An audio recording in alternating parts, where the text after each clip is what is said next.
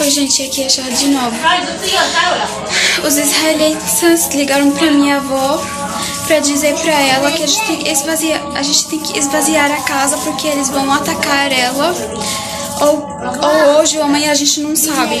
Faz 4 dias que a gente saiu de casa, só que eles ligaram mesmo assim pra confirmar o ataque. Estamos na casa da minha tia e eles ligaram pro marido da minha tia agora há pouco, dizendo que eles vão atacar um casa bem do lado aqui da casa dela, onde estamos agora. Tem aqui mais de 20 pessoas, a maioria é mulheres e crianças. Todos são inocentes, que não tem culpa. Não temos tempo suficiente para sair porque temos um medo de ser feridos. Então a gente vai ficar aqui até acabar o ataque. Israelenses e palestinos choraram pelos mortos em funerais organizados nesta quarta-feira, entre eles de vários adolescentes, vítimas de uma nova espiral de violência e repressão na Cisjordânia ocupada. No episódio mais recente da escalada de tensões, 4 israelenses morreram na terça-feira, vítimas de tiros palestinos perto da colônia judaica de Eli, entre Ramallah e Nablus, na Cisjordânia. Os 2 agressores também foram mortos a tiros, um no local e outro depois de fugir. A ação aconteceu um dia depois de vários confrontos violentos durante uma incursão do exército israelense ao acampamento de refugiados de Jenin, onde soldados encontraram forte resistência. Em Huara, perto de Nablus, quase 100 colonos judeus atacaram os moradores e incendiaram terras agrícolas na terça-feira, de acordo com o prefeito da cidade palestina. Um jornalista da AFP observou árvores em chamas no local e dezenas de pessoas ficaram feridas. O norte da Cisjordânia é cenário de violência recorrente. As incursões militares israelenses costumam terminar em confrontos mortais com os habitantes palestinos. Desde o início do ano, pelo menos 170 palestinos e 25 israelenses morreram em atos de violência relacionados ao conflito, de acordo com o balanço da AFP, com base em informações divulgadas por fontes oficiais.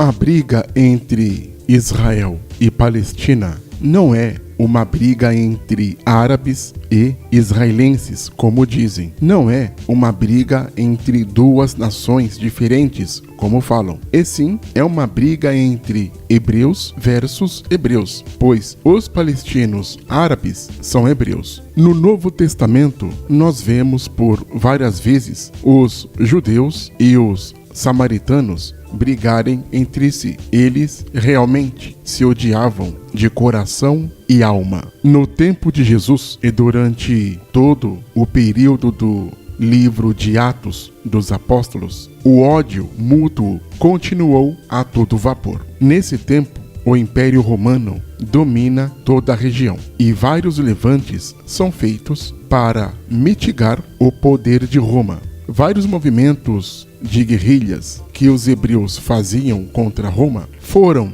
ao longo do tempo, chamadas pelos historiadores de guerras romano-judaicas. Em uma destas guerras, no ano 66 d.C., teve-se uma outra revolta, porém de grande proporção.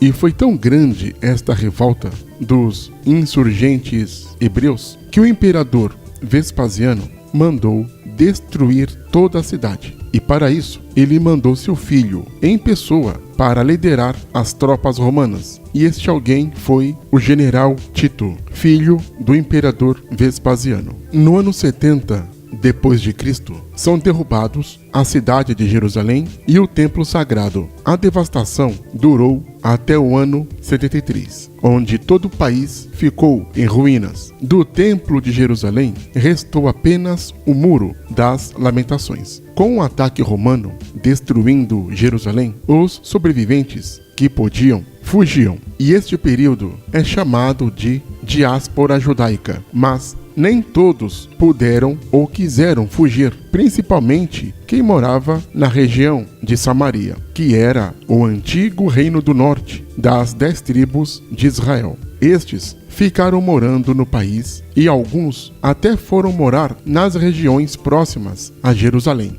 Mas as revoltas judaicas não pararam por aí. Entre os anos 115 a 117, no governo do imperador Trajano, constituiu-se uma outra das muitas revoltas judaicas. Só que estas revoltas foram orquestradas pelos judeus que estavam na diáspora, ou seja, judeus que viviam fora da Judeia, fora de Jerusalém. Eles moravam em outras regiões e eles foram disseminando-se principalmente por Cirene, Chipre, Mesopotâmia e Egito. É claro que a sublevação foi sufocada pelo comandante romano Lúcio Quieto, que não teve dó, pena ou piedade em matar os revoltosos. E não satisfeitos com tudo isso, os judeus empreenderam uma outra revolta contra Roma, mas desta vez foi durante o governo do imperador Adriano e sendo liderada pelo general Simão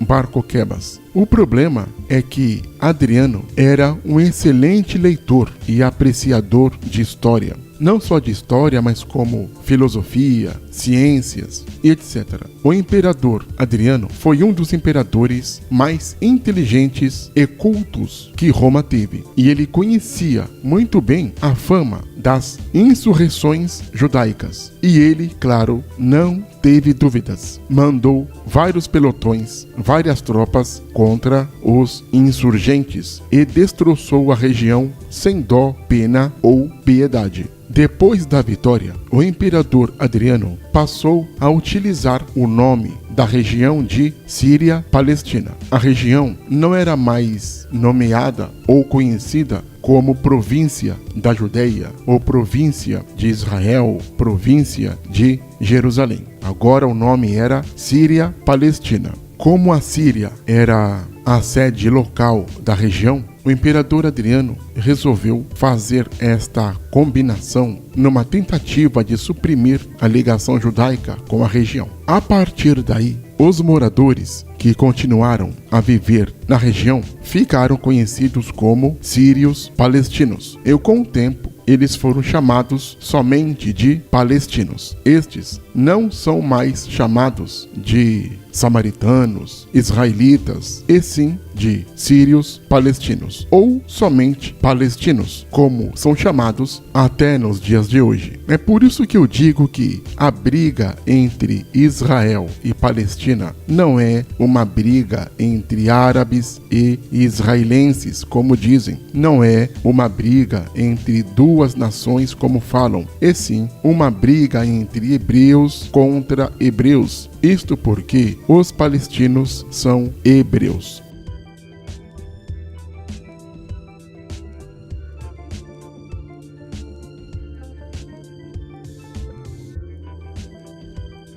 Não esqueça de se inscrever no canal.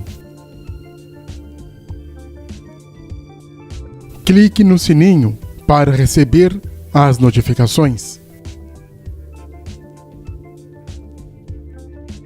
Compartilhe o canal. Dê o seu like. Deixe também seu comentário.